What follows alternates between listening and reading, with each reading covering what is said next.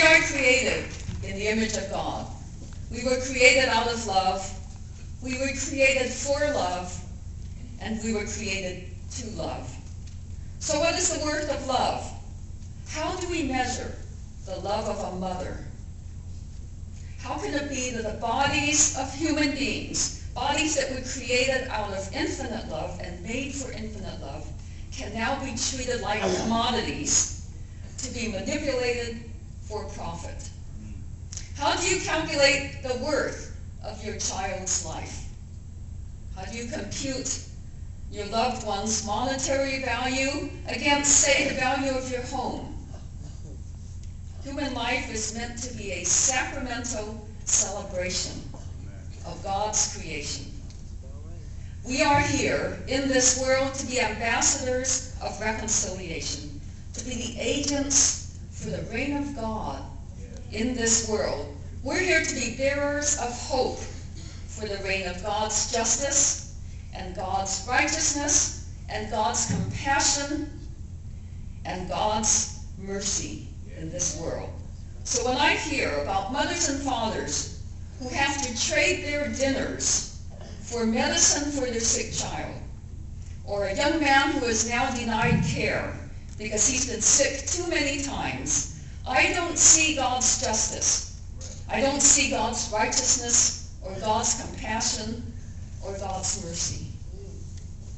When we begin to put a monetary value on the health and well-being of our bodies, when we have to calculate the cost of our life in dollars and cents, we begin to lose our spirit and our souls.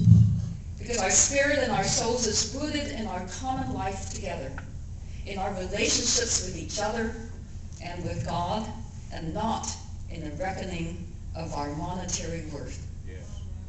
So, because I can afford to get my back fixed and you can't, am I worth more than you are? Am I more valuable than you are? Or are we not all one? As Damon said, if you or your family or your community are not part of God's justice, none of us is part of God's justice. We have all heard stories. We all have stories about the tragic, no, the unjust, the unethical state of health care in our nation today. We hear about some of the values that we talk about. You are number one. We are all number one. The thing is, you are not number one. God is. Every man for himself? No. It's a common life, and we are all one together. This nation stands on the ideals of justice and the dignity and worth of every human being. So, we need to, as church leaders and a people of faith, be able to take that out to the rest of our communities. As long as it stays in our own heads, we will get nowhere. We need to let it out and proclaim it out to our people.